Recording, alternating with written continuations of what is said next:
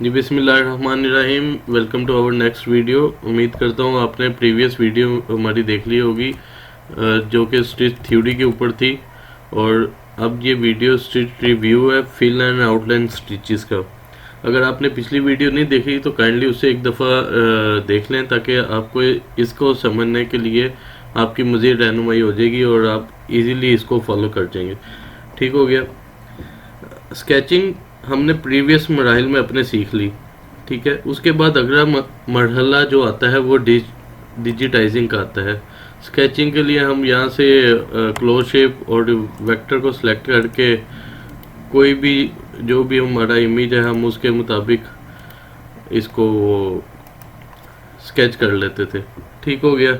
अब हमने इस पे स्टिच अप्लाई करना है, तो आपको बज़ाहिर तो मुश्किल लग रहा होगा कि यार ये स्टिच इस तरह का कैसे इस पे अप्लाई होगा। ये तो सिंपल एक ट्रेसिंग आपने सीखी थी, स्केचिंग सीखी थी। तो अब स्केचिंग के बाद इसको डिजिटाइज करना, इसको पंचिंग करना जो है ऑब्जेक्ट को, वो कैसे मुमकिन है। तो ये एक सिंपल क्लिक में मुमकिन है। इसको सिलेक्ट करेंगे तो आप कीबोर्ड से शिफ्ट एम दबाएंगे तो ये देखें आपका स्टिच अप्लाई हो गया। अब ये जो स्टिच की ये शक्ल जो आई है और ये शक्ल जो है, इन शक्लों को हमने समझना है कि ये क्या चीज़ें हैं। ठीक है, ये कैसे, ये कौन सा स्टिच है, ये कौन सा स्टिच है। ये देखें, ये शिफ्ट एम से क्लिक किया तो ये एक्टिवेट हो गया और इसके आगे भी लिखा है शिफ्ट एम।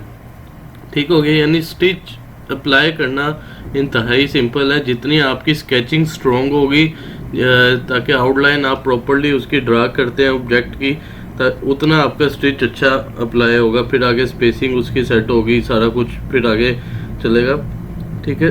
अब इसमें इसके अलावा भी हम बहुत से तरीक़ों से इसको स्टिच लगा सकते हैं, लेकिन जो सिंपल तरीका अगर ततामी आप लगाना चाहते हैं तो अपने ड्रा किए हुए ऑब्जेक्ट को आप इस तरह सिंपल क्लिक करें। ठीक हो गया। हमारा आज का जो ये लेसन है वो स्टिच के ऊपर है कि स्टिच क्या है। आज हम आपको बताएंगे कि स्टिचेस की स्टैंडर्ड पैरामीटर्स क्या क्या है और मशीन पर ये किस किस तरह असरअंदाज होते हैं। ठीक है, this is our stitch review session. ठीक हो गया।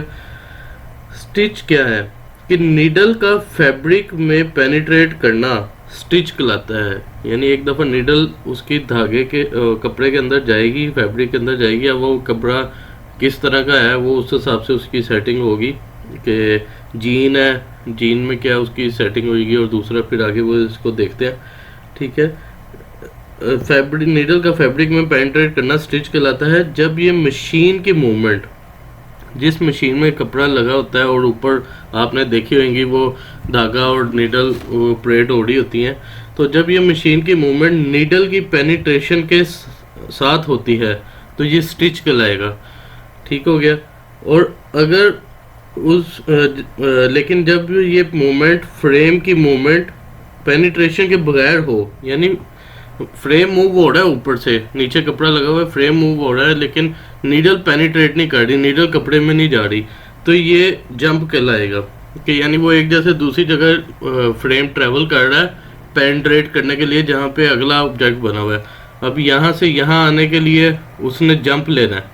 ठीक हो गया। ये अब जो साथ है ये स्टिच ही होगा। ठीक है। ये जो मूवमेंट इसकी होगी ये स्टिच लगा रहा है, पीछे देखें धागा ब्रीक सा आ रहा है, ये स्टिच लग रहा है। लेकिन अब यहाँ से इधर आना है तो इसने जंप लेना है। अच्छा, यहाँ से एक लाइन पकड़ते हैं और आउटलाइन से इसको ये सिलेक्ट करते हैं। ठीक है। और कंट्रोल पकड़ के इधर लाइन ड्रा कर लेते हैं और इसको एंटर करते हैं। ये हमारा एक रन का स्टिच अप्लाई हो गया। ठीक है। ये देखें, ये हमने एक रन की शेप में एक स्टिच ड्रा कर लिया है। ठीक है। इस पे अगर हम देखते हैं, इसको मैं यहाँ पे लाना चाहता हूँ तो इस ई प्रेस करके, ठीक है, यहाँ पे फुल स्टॉप पे क्लिक करूँगा तो ये प्लस का जो निशान है ये मशीन है। ठीक है। यहाँ पे ये मशीन चल रही है, इसको हम प्लस के निशान को मशीन कंसीव करते हैं। जबकि ये जो डॉट का निशान है वाइट कलर का जो फुल स्टॉप आ रहा है, तो ये डॉट नीडल की पेनिट्रेशन कहलाता है। यानी यहाँ पे नीडल आपकी पेनिट्रेट हुई है, कपड़े के अंदर गई है। ठीक है। अब आप इसको फॉरवर्ड करेंगे। ठीक है। आगे आप ट्रैवल इसको कर रहे हैं अपनी स्टिचिंग को, और अब ये देखें यहाँ से ये इस तरफ आया है। ठीक है। ये भी पॉइंट पे है। अब ये देखिएगा ये टूटी हुई डॉटेड लाइनें आ रही हैं, ये क्या क्या प्रेजेंट कर रही है? ये जो टूटी हुई डॉटेड लाइनें हैं ये आपका जंप को रिप्रेजेंट कर रही है, और जबकि ये आप आगे देखें ये लाइन ज़रा सॉलिड है, ठीक है। मतलब यहाँ पे स्टिच अप्लाई हो रहा है और ये आपका स्टिच लग रहा है पेनिट्रेशन के साथ, और जो यहाँ से आप इसको आगे देखें ये टूटा हुआ जा रहा है, ये लाइनें जो जा रही हैं ये आपका जंप कहलाएगा। ठीक हो गया, यहाँ तक बात समझ आ गई आपको। अब जो ये प्लस का निशान है ये मशीन है, वाइट जो फुल स्टॉप का निशान है डॉट का ये आपका नीडल पेनिट्रेशन का पॉइंट कहलाएगा। किसी भी एम्ब्रॉयडरी डिज़ाइन में स्टिच को बहुत ज़्यादा अहमियत हासिल होती है। स्टिच ना सिर्फ डिज़ाइन की खूबसूरती को बढ़ाता है बल्कि इसकी कॉस्ट को भी कम करता है। जब हम एम्ब्रॉयडरी को डिज़ाइन करते हैं अगर तो हम इसका स्टिच प्रॉपर यूज़ करते हैं, इसके एंगल और स्पेसिंग और अदर पैरामीटर को इस्तेमाल प्रॉपर तरीके से करते हैं तो इसकी लुक्स ना सिर्फ खूबसूरत बनती हैं बल्कि मशीन की प्रोडक्शन में भी खातिर खा इजाफा होता है। एम्ब्रॉयडरी डिज़ाइन में यूँ तो स्टिच कहने को तो बहुत से हैं, लेकिन स्ट्रक्चर के लिहाज से स्टिचेस को अमूमन दो टाइप्स में, इसकी दो मेन टाइप में तकसीम किया जाता है। एक फिल स्टिच कहलाएंगे और एक आउटलाइन स्टिच कहलाएंगे। ठीक हो गया। अगर तो मैं इसमें इस इमेज को देखता हूँ तो इसमें आपको जूम करके दिखाऊं तो ये जो ग्रीन कलर का धागे का आ रहा है इमेज, ये आपका फिल स्टिच होएगा क्योंकि इसकी फिलिंग हुई हुई है, और ये जो ब्लैक कलर की आउटलाइन सी आ रही है ये इसकी आउटलाइन में कंसीडर होएगी, आउटलाइन स्टिच यहाँ पे लगेगा। इसको हम आउटलाइन स्टिचेस या डेकोरेटिव स्टिच कहते हैं। इसका ऑब्जेक्टिव यही होता है कि इमेज की खूबसूरती को इन्हांस किया जाए, यानी जब हम किसी डिज़ाइन को प्रोमिनेंट या वाजिया करना है या किसी ऑब्जेक्ट को प्रोमिनेंट करके शो करना है तो इसके ऊपर आउटलाइन स्टिचेस का इस्तेमाल किया जाता है। अब ये देखें यहाँ पे ये आउटलाइन लगी हुई है, ठीक है, फिल स्टिच इसके हुए में है, और ठीक है। अब ये जो मैंने जो इसको ट्रेस किया है, ठीक है, अगर आप इसके देखें इस पर अब आउटलाइन नहीं है तो ये सिंपल इंतहाई सिंपल लग रहा है, जबकि इसके ऊपर एक रन से आप ब्लैक आउटलाइन लगा देंगे जैसे ऊपर पिक्चर में नज़र आ रही है तो ये चीज़ ज़्यादा प्रोमिनेंट और ज़्यादा अट्रैक्टिव हो जाएगी।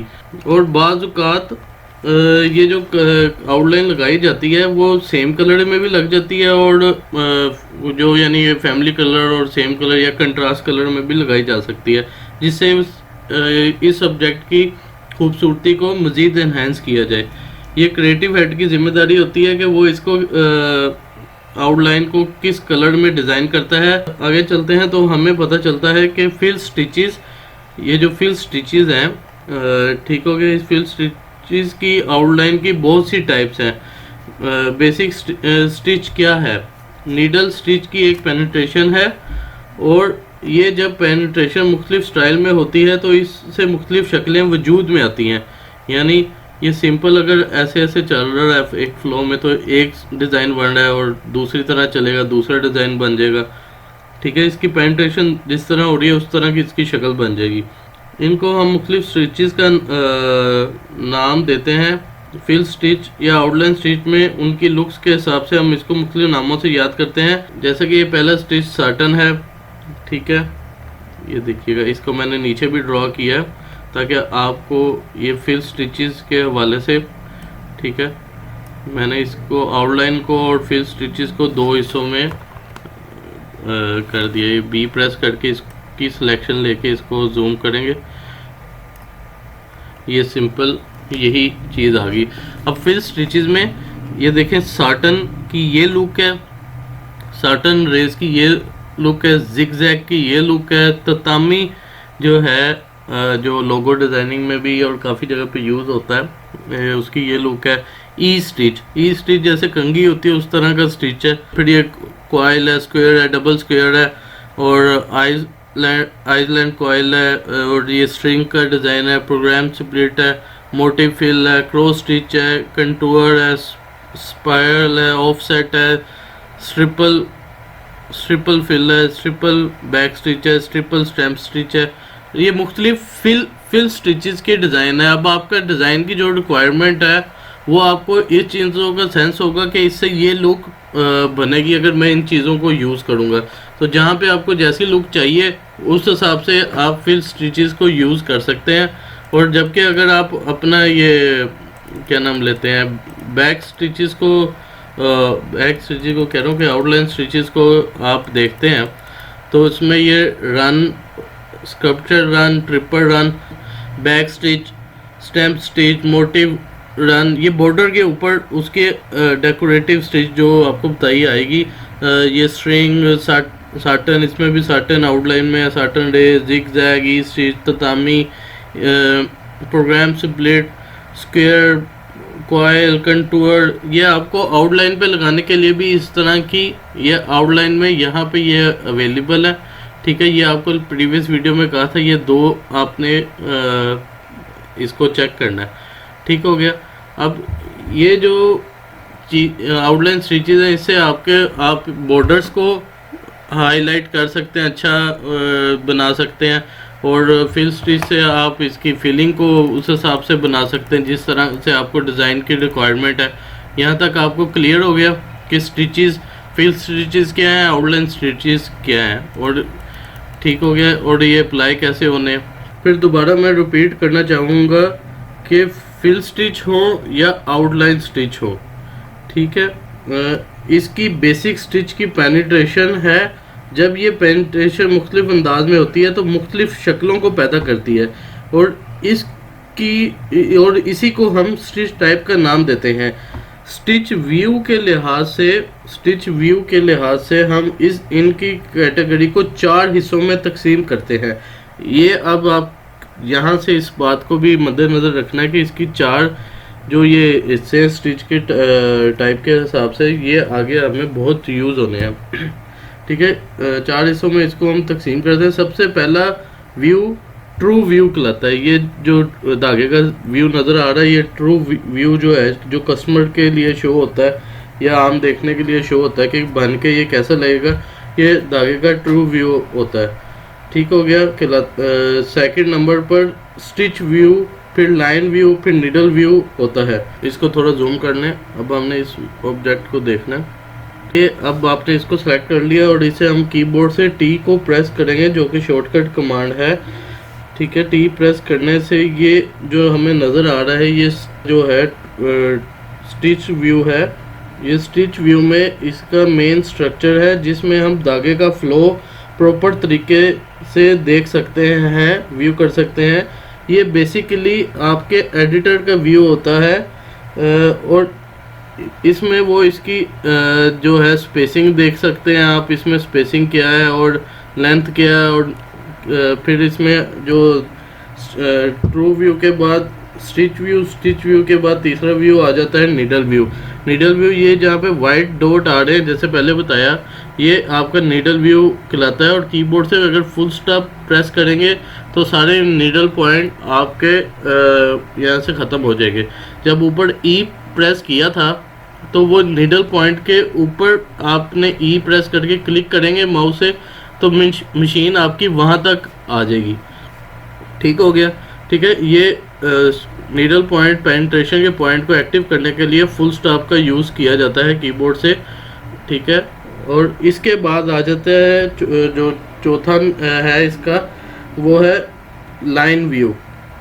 ठीक हो गया, वो आप कीबोर्ड से L प्रेस करेंगे तो ये आपको एक लाइन जो आपके सिलेक्शन में ऑब्जेक्ट है उसके गिर्द, आपके ऑब्जेक्ट के गिर्द एक लाइन शो कर रहा है। ये बेसिकली कहीं नज़र तो नहीं आ रही होती, लेकिन जब ये आप एडिटर के व्यू में अपने आते हैं तो यहाँ पे एक ऑब्जेक्ट के गिर्द लाइन शो करता है जिसकी वजह से आपको इसकी बाउंड्रीज का अंदाज़ा हो जाता है कि ये और ये जो थोड़ा सा धागा बाहर आ रहा है ना, अगर आप देखें तो ये पुल कंपनसेशन होती है जिससे धागा थोड़ा बाहर खींचता है और फिर अगर वो हो ग्रिप करनी हो तो वो कपड़ा खींच के अंदर आता है।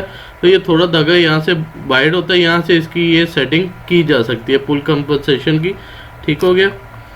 अब आप में इसमें 4 जो बता दी आपको, ये ट्रू व्यू और ठीक है जो धागा किस तरह नज़र आएगा, फिर टी प्रेस करेंगे ये आपका स्टिच व्यू आ जाएगा और फुल स्टॉप करेंगे या आपका आ जाएगा नीडल व्यू। ये आपकी एल प्रेस करेंगे कीबोर्ड से तो लाइन व्यू शो हाइड होएगा। और ये आपको देख रहे हैं कि ये जो लाइन है डॉटेड लाइन जो कि आपको बताइए कि जंप है, ये कनेक्टर्स के की लाइंस शो हो रही हैं। कि कनेक्टर्स क्या हैं, ये आप शिफ्ट एफ प्रेस करेंगे तो ये देखें यहाँ पे निशान था जो कि गायब हो गया। ये देखें ये एक सर्कल का निशान है, ठीक है। ये मैं एस प्रेस करेंगे तो ये स्टिच भी हाइड हो जाएगी। एस सिंपल कीबोर्ड से एस प्रेस करेंगे स्टिच हाइड हो जाएगी। फुल स्टॉप प्रेस करेंगे ये ख़त्म हो जाएगी, ठीक है। एल प्रेस करेंगे लाइन ख़त्म हो जाएगी, ठीक हो गया। अब ये देखिए ये जो निशान आ रहा है कि ये कनेक्टर्स है, ठीक है, कि मशीन कहाँ से वो शुरू हो रही है और कहाँ से फिर आगे कनेक्ट होएगी, ठीक हो गया। तो ये आपके शो होंगे शिफ्ट एफ से, ठीक है। शिफ्ट एफ से अगर आपके ना शो हो रहे हो तो कीबोर्ड से आपने शिफ्ट एफ प्रेस करेंगे, एफ फॉर फिश, ठीक है। तो ये आपके शो होना शुरू हो जाएंगे, ठीक है। एस प्रेस किया स्टिच वापस आ गए। और इसके बाद जो ये जंप वाली लाइन आ रही है इसको कनेक्टर्स कहते हैं। इसको शिफ्ट सी प्रेस करेंगे आपके कनेक्टर्स हाइड हो जाएंगे, ठीक है। ये शॉर्टकट कमांड्स आपने इस पे अपनी कमांड हासिल कर लेनी है इस पे, ताकि आप जब भी ये यूज़ करें आपका यही स्टेप्स यूज़ होने हैं ताकि आप कीबोर्ड से इसको प्रॉपरली यूज़ कर सके, ठीक हो गया। अब ट्रू व्यू ये आपका ट्रू व्यू है, ठीक है। और फुल स्टॉप से आपका ये नीडल व्यू है, ठीक है। और आपका ये जो एल से वो आपकी लाइन है, ठीक है। आपकी जो रिक्वायरमेंट हो एडिटिंग में और आप उसे उस तरह यूज़ कर सकते हैं। किसी भी एम्ब्रॉयडरी मशीन की स्टिच ऑपरेट करने की एक कैपेसिटी होती है। ये नॉर्मली 0 से लेकर 12 mm तक की होती है। मीन के एम्ब्रॉयडरी की कैपेसिटी के हिसाब से हम 0 से लेकर 12 mm तक का स्टिच ऑपरेट करते हैं। मशीन 12 mm तक स्टिच लगाती है, लेकिन हम इसकी आम तौर पर स्टैंडर्ड सेटिंग को फॉलो करते हैं। स्टैंडर्ड सेटिंग से मुराद वो सेटिंग है जो मार्केट में आम तौर पर इस्तेमाल हो रही है और जिससे मशीन नॉर्मली बड़ा स्टैंडर्ड रूट से ऑपरेट करती है और जिसको यूज़ करने के बाद embroidery machine normally smooth move करती है। यहाँ पे हम इनपुट ए का यूज़ करते हैं, कॉलम ए का। मज़ीद इसको आपको मैं एक्सप्लेन कर दूँ। स्टिच लेंथ और स्टिच स्पेसिंग क्या चीज़ है इसमें आप शिफ्ट ए प्रेस करके भी इनपुट ए को एक्टिव कर सकते हैं, यहाँ से क्लिक करके भी कर सकते हैं।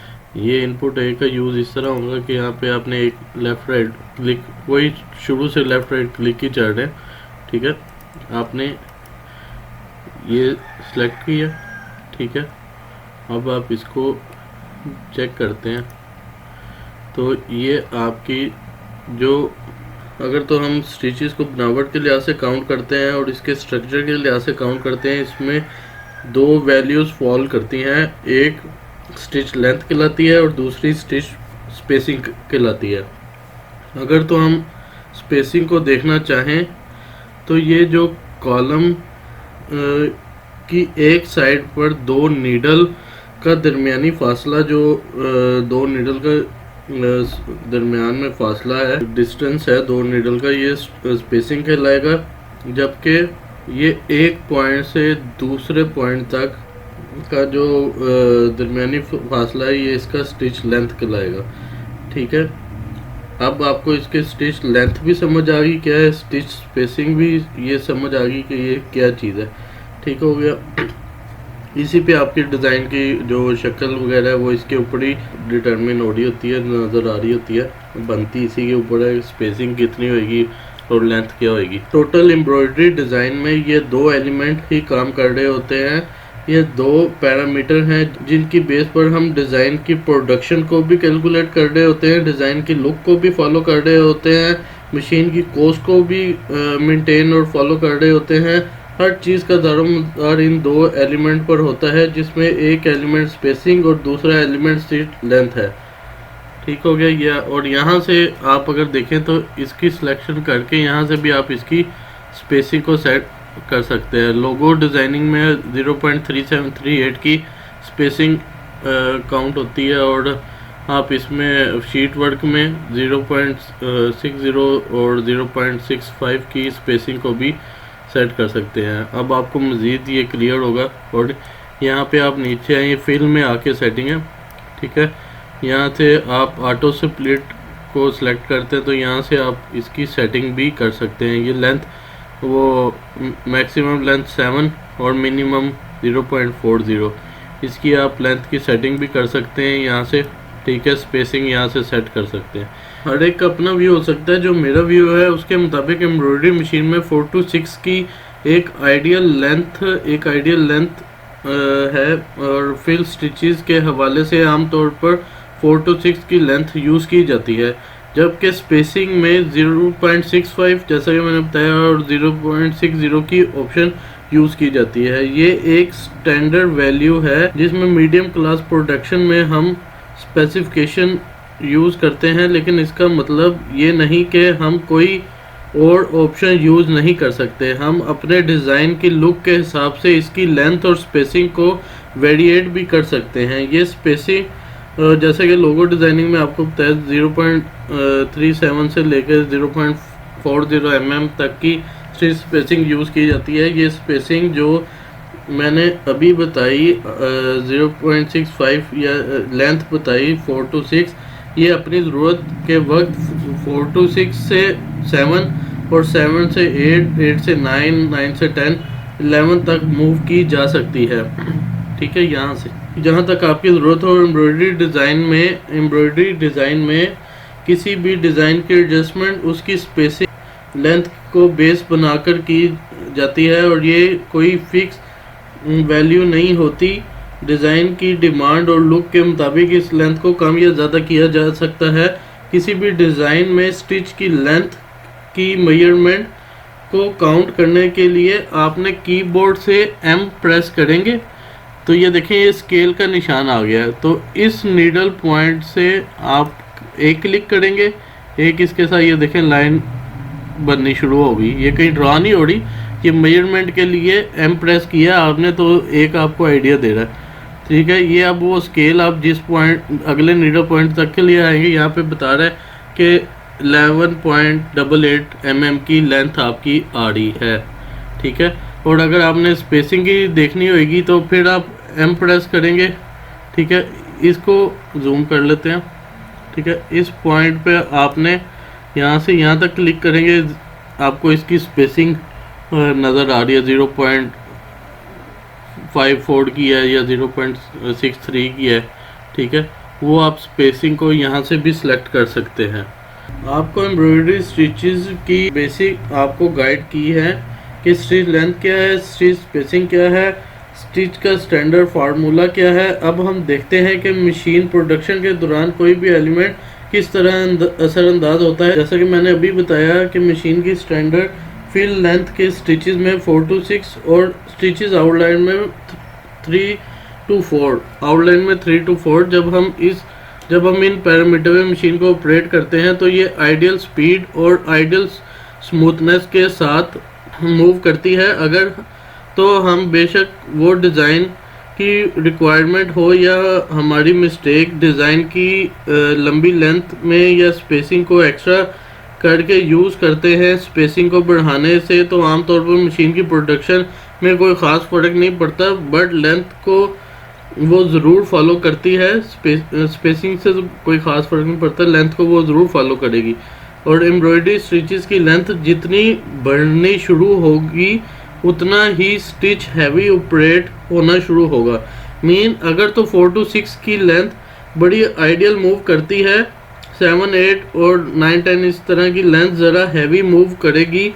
इसी तरह आउटलाइन स्टिचेस में 3 to 4 की लेंथ यूज़ की जाती है, बट ज़रूरत पड़ने पर 4 to 5, 6 to 7, 8, 9, 10 कोई लेंथ यूज़ की जा सकती है। यहाँ पर भी वही एलिमेंट काम करेगा। अगर तो लेंथ अपनी 4 to 5 की लिमिट से एक्सीड करेगी तो डेफिनेटली मशीन प्रोडक्शन के लिहाज से स्लो होगी। अगर तो ये स्टिचेस अपने स्टैंडर्ड वैल्यू जो कि 4 to 6 का है इससे बिलो जाना शुरू होगी। मीन 4 के बाद 3, 3 के बाद 2, 2 के बाद 1 और फिर 1.5 जितना ये नीचे जाएगा उतना ही मशीन धागा ब्रेकिंग की तरफ माइल होगा। अगर तो हमारा डिज़ाइन डिमांड के मुताबिक जो वैल्यू डिमांड करता है हमें वो वैल्यू ऑपरेट करनी चाहिए, एहतियात करनी चाहिए, इससे अवॉइड करना चाहिए। अगर तो मजबूरी है तो फिर हमें यूज़ करना चाहिए कि बिलो उसके स्टैंडर्ड वैल्यू से हम उसको यूज़ करें। तो इसके साथ साथ हमें स्पेसिंग को भी इसी तरीके से यूज़ करना चाहिए जो हमारे डिज़ाइन की डिमांड है। वट एवर इसके यूज़ से आपका स्टिच जितना भी लंबा चले या प्रोडक्शन जितनी भी स्लो हो, लेकिन आपने ओवरऑल डिज़ाइन को फॉलो करना होता है। स्टिच फ्लो से क्या मुराद है? स्टिच फ्लो से मुराद स्टिच का मूव करना, ठीक है, सिर्फ स्टिच फ्लो कहलाता है। एक आइडियल फ्लो ये है जैसा कि मैंने इसमें नीडल को पेनिट्रेट किया और मूव करते हुए देख रहा हूँ कि ये बड़ा आइडियल फ्लो है। मशीन का फ्लो तो ये है, इसमें मशीन बड़ी आइडियल स्पीड में चलती है कि एक ही तरतीब में, कहीं उसे मूवमेंट कोई नहीं है, आराम से एक ही साइड पे वो फ्लो में जा रही है। ये इसका ना आइडियल फ्लो है जिसमें मशीन बड़ी आइडियल स्पीड से चलेगी। बट अगर जो मैं इसके काउंट को बढ़ा देता हूँ या इसको ये यहाँ से ले जाते हैं, ट्रिपल रन में ले जाते हैं, ठीक है, ये भी इसका बड़ा आइडियल फ्लो लाएगा। और 3 दफ़ा एक ही जगह पे वो चल रही है लेकिन इसका एक ही फ्लो है, क्योंकि इसका अभी भी फ्लो पैरेलल फ्लो में ही है में काउंट होगा। और पैरेलल काउंट करने से मुराद ऐसा है जैसे हम एक कॉरिडोर में वर्क कर रहे हैं तो ये पैरेलल फ्लो कहलाता है। पैरेलल फ्लो में कोई भी टांका ऑपरेट कर रहा हो तो ये इसकी स्पीड नॉर्मल ही रहती है। बट अगर आपका ये फ्लो अनइवन हो जाए, अनइवन से मुराद स्टिचेस का लेफ़्ट राइट फ्रेम को मूव करवाते हुए ऑपरेट होना, जैसा कि हमारी ये बैक स्टिचेस हैं, ठीक है। इसमें आप अगर ये जूम में इसको कर देता हूँ तो ये जूम में देखें, जूम में आप जब देखते हैं ये ऊपर नीचे एक फ्लो में चल रहा है, ठीक है, ये इसका अनइवन फ्लो है। और अगर ये इस बैक स्टिचेस में मैं इसके काउंट को 5 कर देता हूँ, ये 3 काउंट भी इसके पहले 3 काउंट थे, अब इसके यहाँ से 5 काउंट आउटलाइन के इसके कर देता हूँ बैक स्टिचेस के, तो आप देखेंगे इसका वर्किंग जो है वो अब काफ़ी ज़्यादा फ्रेम की मूवमेंट इसमें बहुत ज़्यादा हो गई है और जिस वजह से इसकी स्पीड में भी फ़र्क पड़ेगा और इसकी मूवमेंट का भी ज़्यादा फ़र्क पड़ेगा। और ये अनइवन फ्लो की पावर्स को कुछ ज़्यादा बढ़ा देता है 5 काउंट इसका इंक्रीज़ होने से ना, ठीक है। या आपके इवन और अनइवन फ्लो भी गाइड हो गया कि क्या है, लेकिन अब आपकी जहाँ भी रिक्वायरमेंट है वहाँ पे आपने इसको यूज़ करना है कि ये नहीं करना कि यार मशीन इस पे ज़्यादा वो लोड लेगी और ज़्यादा इस पे टाइम सर्व होगा, लेकिन अब आपको यहाँ पे यही डिज़ाइन चाहिए तो आपने इसी फ्लो को मद्देनज़र रखते हुए इसको आपने लगाना है और इसे यूज़ करना है। इसी तरह जो ये स्पाइरल होती है वो भी अनइवन फ्लो चलाती है। इन शॉर्ट आपने किसी भी शक्ल पर नहीं जाना कि ततामी अच्छा चलता है कि वो साटन अच्छा चलता है, प्रोग्राम स्प्रिट अच्छी चलती है या बैक स्ट्रीट अच्छा चलता है।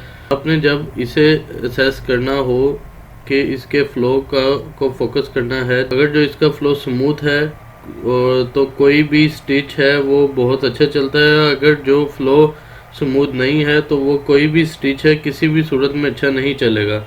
और तो इसका मतलब ये हुआ एम्ब्रॉयडरी के अशकाल का या लुक्स का दारोमदार, स्टिच की फ्लो का दारोमदार उसके स्टाइल ऑफ पेनिट्रेशन के ऊपर होता है। इसी पेनिट्रेशन के स्टाइल से ही हमारे लिए स्टिचेस मुख्तलिफ से मुख्तलिफ शक्लें इख्तियार करते हैं और इसी पेनिट्रेशन के स्टाइल से अपने फ्लो को रेगुलर या इरेगुलर करते हैं। नाजरीन, ये तो था हमारा ओवरऑल स्टिच रिव्यू जिसमें हमने सीखा स्टिच क्या है, इसके स्टैंडर्ड पैरामीटर क्या है और इनकी जो शक्लों का वजूद जो है वो किस बेस पर आता है और मशीन प्रोडक्शन में भी इसकी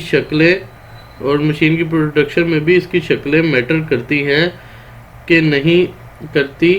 एट द एंड हम इस नतीजे पर पहुंचते हैं कि एम्ब्रॉयडरी का कोई भी स्टिच बज़ाहिर कैसा भी हो, उसका फ्लो मैटर करता है कि वो मशीन पर कैसा ऑपरेट करेगा। गर्चा मेरे इस लेसन का मकसद हरगिज़ ये नहीं जो मशीन के अनइवन फ्लो के स्टिचेस हों आप उसको हरगिज़ ऑपरेट ना करें। आपको आपकी तवज्जो इस तरफ दिलाना है कि आप स्टिच को डिसाइड करते वक्त या फ्लो को एवेल्यूएट करते वक्त इसकी पेनिट्रेशन या इसके फ्लो को ज़रूर देखें। जैसा कि ये प्रोग्राम स्प्लिट जो है, ठीक है, ये आप प्रोग्राम स्प्लिट को जब देखते हैं ये इसका अनइवन फ्लो है, बट इसकी जो ये देखें जो लुक आएगी ये चीज़ अब आपको चाहिए, ठीक है, वो आपकी डिमांड है। यहाँ पर मशीन किसी भी एंगल पर डिस्टर्ब हो रही हो तो आपने इस पैटर्न को गेन करने के लिए वो चीज़ अफोर्ड करनी है, क्योंकि बारहा यही कन्फ्यूजन क्रिएट होती है कि क्या फ्लो ख़राब होने की वजह से हम स्टिच के स्टाइल को चेंज कर दें। नहीं, स्टिच के स्टाइल को चेंज करना मेरा मकसद नहीं है, सिर्फ आपको अलर्ट करना है। अगर तो हो सके तो अनइवन फ्लो के स्टिचेस से अवॉइड किया जाए, बट अगर जो डिज़ाइन की डिमांड ऐसी है तो हमें हर हाल में यही स्टिचेस को ऐसे ही यूज़ करना है, बट मेंटली तौर पर खुद को प्रिपेयर रखना होता है कि इससे मशीन की प्रोडक्शन इतनी आइडियल नहीं होगी। ठीक हो गया। उम्मीद करता हूँ कि आज का आपको ये स्टिच रिव्यू जो सेशन था फिल एंड आउटलाइन स्टिचेस के ऊपर वो आपको काफ़ी समझ आया होगा और आपने इसमें काफ़ी कुछ नया सीखा होगा और आपका इस स्टिच से रिलेटेड काफ़ी कॉन्सेप्ट भी क्लियर हो गया होगा। जैसे ही आप आगे फर्दर इसको इम्प्लीमेंट करना शुरू करेंगे और खुद स्टिचेस को अप्लाई करना शुरू करेंगे, अगली वीडियोस में जैसे आपको ये इनपुट A B C और टर्निंग कॉम्प्लेक्स टर्निंग, इसे फ्यूजन फिल भी पिछले सॉफ्टवेयर में इसके कहते थे, तो उसको गाइड करेंगे। इससे आप जब यूज़ करेंगे तो आपको ये चीज़ें काफ़ी नॉर्मल लगनी शुरू हो जाएंगी जो अभी आपको लग रही है। तो आपकी अभी असाइनमेंट है कि आपने ये फिल स्टिचेस के ऊपर इस लेक्चर को सुनते हुए, आउटलाइन स्टिचेस के लेक्चर को सुनते हुए आपने इस चीज़ को अपना सारा इसको देखना है। ठीक हो गया। और आपको एक और चीज़ इसमें ऐड कर दूं, ये वेक्टर लाइन है। ठीक हो गया। जैसे ये वेक्टर हमने स्केच ड्रॉ किया था, ये आपको ज़िम्नन इसमें बता रहा हूँ। तो ये अब आप सिर्फ चाहते हैं कि स्टिच आपके यहाँ पे रहें, तो सिर्फ ये वेक्टर लाइंस को हाइड आपने करना है। ठीक है। तो आप शिफ्ट D प्रेस करेंगे, जितनी वेक्टर लाइंस होंगी सारी ख़त्म हो जाएंगी। ठीक हो गया। तो यहाँ पे सेशन एंड करते हैं। जो शॉर्टकट की आपको गाइड की उसको प्रैक्टिस करें और इसको याद कर लें और मिलते हैं इसकी नेक्स्ट वीडियो में। Thank you. अल्लाह हाफिज़।